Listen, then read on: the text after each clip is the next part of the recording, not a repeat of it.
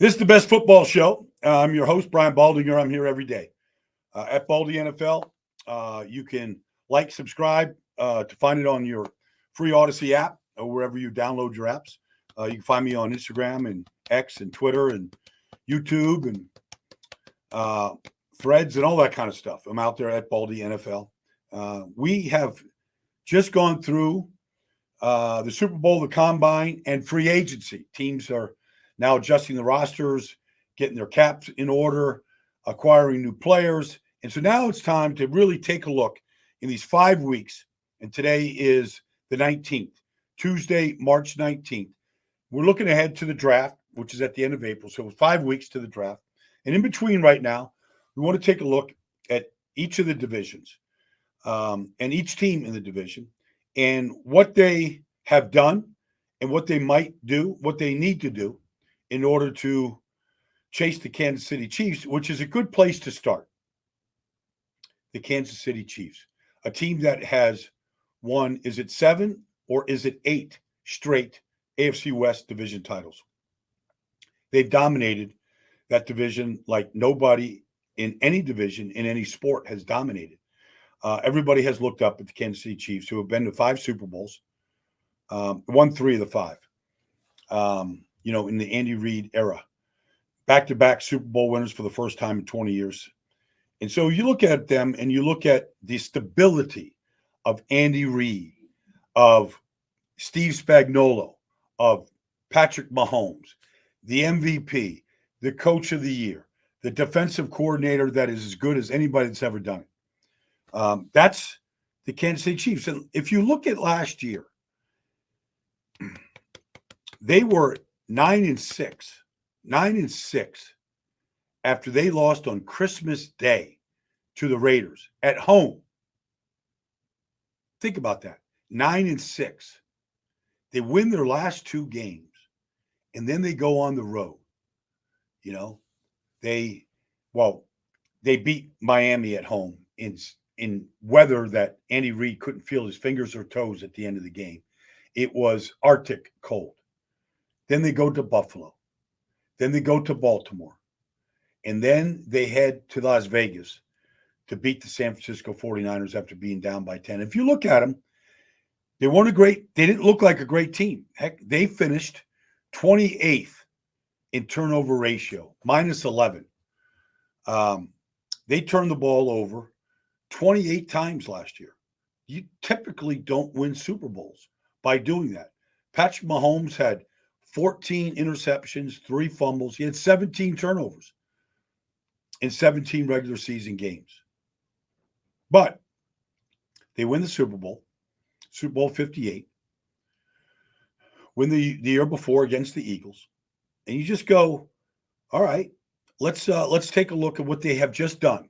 Somehow, with very minimum money to spend in free agency, the first thing they do is they sign their best defensive player to a long-term contract, 5-year extension for Chris Jones, $100 guaranteed million. I mean, with Aaron Donald's retirement, Chris Jones, the most dominant interior defensive lineman in this league. And it's not really even a question, because in the biggest moments of the biggest games, Chris Jones shows up. They franchise tender L'Jarius Sneed. Maybe they keep him, maybe they don't. But they've got things in place to keep L'Jarius Sneed opposite Trent McDuffie and maybe continue to have the best set of corners in this league today. And then you go, okay, they let Drew Tranquill and Marquez Valdez-Scantling walk in free agency, but they re-signed Drew Tranquill. So Nick Bolton, Drew Tranquill, Leo Chenal, they keep their 3 linebackers. So if they want to play the Ravens and they want to be a running first team, they'll put those 3 monsters out there and control the run the way they did in Baltimore in the AFC Championship game and deter Baltimore from running. They somehow go out and sign Hollywood Brown. They let Marquez Valdez-Scantling go. He had his moments of good. He had his moments of bad. But in the postseason, he had a lot of big plays. They signed Hollywood Brown, who's been – look, he's been in Baltimore where, he was drafted, and him and Lamar had some pretty good chemistry to start with. They let him go to Arizona. Arizona, he's just in hell. Coaching changes, quarterback changes, Kyler Murray hurt, general manager changes, front office changes. Like he's just caught there. Like there's just literally, we watched him last year. There's zero chemistry with any of the quarterbacks that they played in Arizona last year. And so he's a kind of a free agent. They let him, okay, I'm not going to retain him. That's fine. New regime, Monty Ossenfort coming in, new regime. Kansas City signs him. Does anybody think that Hollywood Brown isn't going to have an impact with Patrick Mahomes and Andy Reid? I remember Andy Reid when they signed T.O., Terrell Owens, in 2004. I remember the offense changed like that. One off season. They signed T.O., they get him from the Baltimore Ravens. That's where we think he was going to go. And he comes to Philadelphia. The offense changed. It was bombs away. Now, I'm not comparing T.O. to Hollywood Brown, but I'm just saying what I am saying is Andy Reid is going to adjust his offense to the talent that he has. All right. It's still going to go through Travis Kelce. Rashee Rice certainly showed up in big moments. We'll see what happens to Sky Moore and Kadarius Toney. They weren't much of a factor doing much of the season last year, but that's all right. They're still on the roster. They have a chance. But with Hollywood Brown, we know he's a vertical threat. We know that he can run go routes. We know that he can get deep. He can get behind defenses. He can take the top off defenses. It's going to create space at the very least. And the fact is that Patrick Mahomes has the eyes of a hawk. And if he's rolling out, if he's eluding the rush, if he's on the move, if he's going to the play beyond the X's and O's, as he so often does, if there's a scramble drill going on, they will practice this all off season, throughout training camp, and throughout the preseason. If there's a scramble drill, there is a way to unlock and get guys free. Hollywood goes deep, Hollywood comes short. Rashee goes deep, whatever.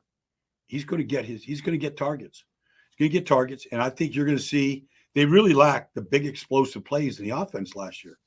But that could return. Somehow they get Hollywood Brown. $7 million, could go up to 11, depending on contributions and targets and catches and touchdowns and all that kind of stuff. This is a team that had $1 million to spend before free agency started. And they got Chris Jones back. They might have L'Jarius Sneed back. And they add Hollywood Brown, and they re-sign Drew Tranquill. And don't be surprised if Mekhi Becton isn't a Chief before the draft. Just don't be surprised. And Mekhi Becton, when healthy, is a dominant player. Now, he's had a hard time staying healthy, and the Jets aren't going to, keep him. They've just signed 2 veteran tackles in Morgan Moses and Tyron Smith. So Mekhi is done being a Jet. But don't be surprised if Kansas City says, man, if we get Mekhi and we get him with our trainers and our equipment guys and all that's, everybody, and we get him focused and healthy, that guy could be a huge contributor. Andy Heck, the offensive line coach, been there since Andy Reid's been there. Who knows? So who's chasing the Chiefs? Well, all they've done, I mean, I should actually have this information. I don't at my fingertips. But you think about if they've won 8 straight division titles, how many times the Chargers, the Broncos, and the Raiders have changed coaches, changed general managers, changed coordinators, all trying to chase the Kansas City Chiefs. Now, Jim Harbaugh joins the division. Antonio Pierce with the Raiders goes from interim head coach to head coach. So I don't think anybody doesn't believe that Antonio Pierce isn't a good fit for the Raiders, even with limited coaching experience. He proved last year in the last 9 games when he took over for Josh McDaniels, the Raiders went 5-4. In 3 games, they didn't give up a touchdown against Jets, Giants, and was it Minnesota? I don't think either one of those 3 teams scored a touchdown against the Raiders.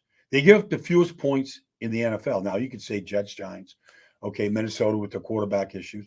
Still, they shut them down. They beat the Chiefs, okay? They went 4-2 in the division, all right? They won Their last 3 wins were against division opponents. Okay. They beat the Chiefs. They beat the Chargers. They beat the Broncos to get themselves to 8-9. They smoked a lot of cigars after a lot of wins. They went out in free agency and they got Christian Wilkins. That's their big signing.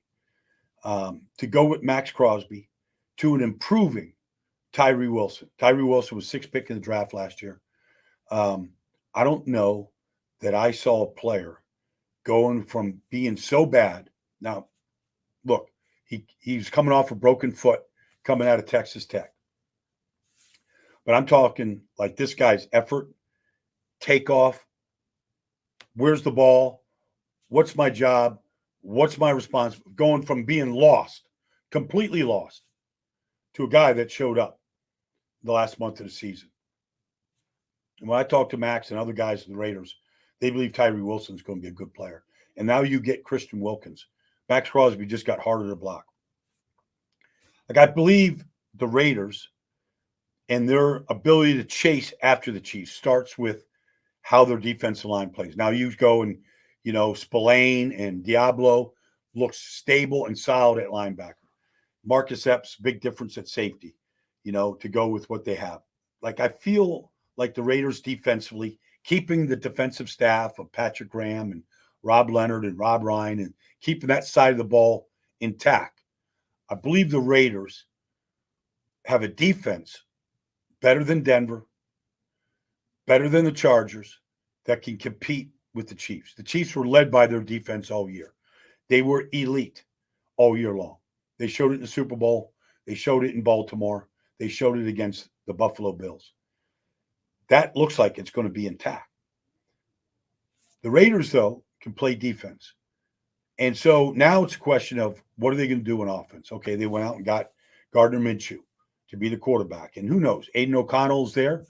I don't think anybody was disappointed by how Aiden played, being a rookie, a 4th-round pick out of Purdue, and his whole story. Walk on at Purdue, big-time player in the Big Ten the last 2 years there.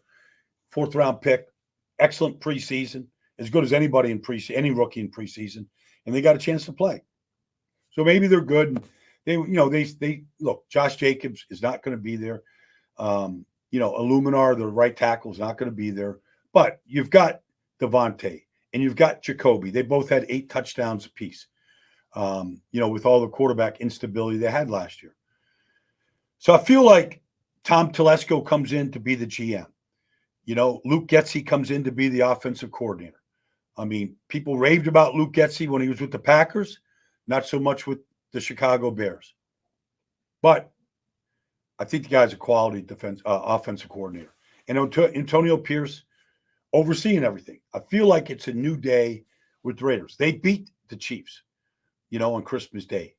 And so I feel like the one team right now in a position to challenge the Chiefs are the Raiders. Look, the Raiders were 8-9. The Chiefs were, they were 11-6. Like I said, after Christmas Day loss to the Raiders, they were 9-6. Fact is the Chiefs are just built for the postseason. They've got the best quarterback, the best player in the league, the best quarterback-coach combination that we have seen in this league in a long time, since the heyday of Belichick and Brady. It is a great combination, and maybe they're unstoppable. But you have to look what the Raiders have done. Harrison Bryant coming in at tight end, Alexander Madison at running back, to go with Amir Abdullah, to go with Zahir White. Andre James comes back at center. I think it's important to keep that continuity there. They have the 13th pick in the draft. To me, if there's a right tackle, if Fuaga is there, if one of these guys are there, I mean, there's 8 offensive linemen that might go in the first round.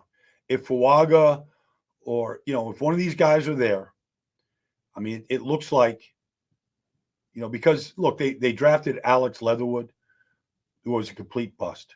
And when you draft a guy in the first round out of Alabama like they did 3 years ago, he's out of the league, not even in the league.